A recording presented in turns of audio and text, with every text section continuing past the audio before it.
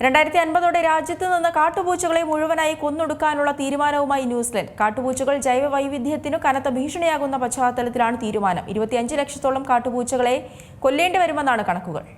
2050 കാട്ടുപൂച്ചകളെ രാജ്യത്ത് നിന്ന് ഉന്മൂലനം ചെയ്യാനുള്ള നീക്കവുമായി ന്യൂസിലൻഡ്. കാട്ടുപൂച്ചകൾ ജൈവ വൈവിധ്യത്തിന് ഭീഷണിയാകുന്ന സാഹചര്യത്തിലാണ് ഈ നീക്കം.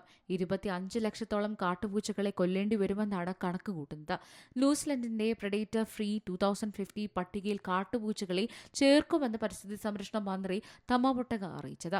മറ്റു ജീവികളെ വ്യാപകമായി കൊന്നു തിന്നുന്നത് വഴി ജൈവ വൈവിധ്യത്തിന് കനത്ത ഭീഷണി ഉയർത്തുന്ന വന്യജീവികളെയാണ് പ്രെഡേറ്റർ ഫ്രീ 2050 എന്ന പട്ടികയിൽ ഉൾപ്പെടുത്തിയിരിക്കുന്നത്. വളർത്തുപൂച്ചകളെ ഈ നീക്കം ബാധിക്കില്ലെന്ന് മന്ത്രി വ്യക്തമാക്കി. വളർത്തുപൂച്ചകളിൽ നിന്ന് വ്യത്യസ്തമായി വേട്ടയാടി ജീവിക്കുന്നവരാണ് കാട്ടുപൂച്ചകൾ. ന്യൂസിലൻഡിലെ അതുല്യമായ ജൈവ വൈവിധ്യം സംരക്ഷിക്കുന്നതിനായി കാട്ടുപൂച്ചകളുടെ എണ്ണം നിയന്ത്രിക്കേണ്ടത് ആവശ്യമാണെന്ന് അദ്ദേഹം പറയുന്നു. നോർത്ത് ഐലൻഡിലെ ഒഹാഗോനിക്ക് സമീപം ഒരാഴ്ചകളിൽ 100-ലധികം കുറിയവാലുള്ള വവ്വാലുകളെ കാട്ടുപൂച്ചകൾ കൊന്നൊടുക്കിയെന്നും സ്റ്റുവർട്ട് ദ്വീപിലെ തെക്കൻ ഡോട്ടറൽ പക്ഷികൾ കാട്ടുപൂച്ചകളുടെ അക്രമത്താൽ വംശനാശത്തിന്റെ വക്കിലാണെന്നും മന്ത്രി കൂട്ടിച്ചേർത്തു. ന്യൂസിലൻഡിലെയും വനങ്ങളിലും ഓഷോർ ദ്വീപുകളിലുമായി 2 ലക്ഷത്തിലധികം കാട്ടുപൂച്ചകളുണ്ട്. അവയ്ക്ക് 1 മീറ്റർ വരെ നീളവും 7 കിലോഗ്രാം വരെ ഭാരവുമുണ്ട്. ഫാമുകൾ മുതൽ വനപ്രദേശങ്ങൾ വരെ ഇപ്പോഴും കാട്ടുപൂച്ചയുടെ ശല്യമുണ്ടെന്നും അവ മറ്റു ജീവികൾക്ക് ഭീഷണിയാകുന്നതിനൊപ്പം രോഗങ്ങൾ പടർത്താൻ സാധ്യതയുണ്ടെന്നും മന്ത്രി പറയുന്നു.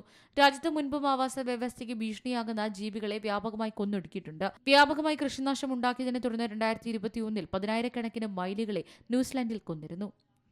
International desk C Malayalam news.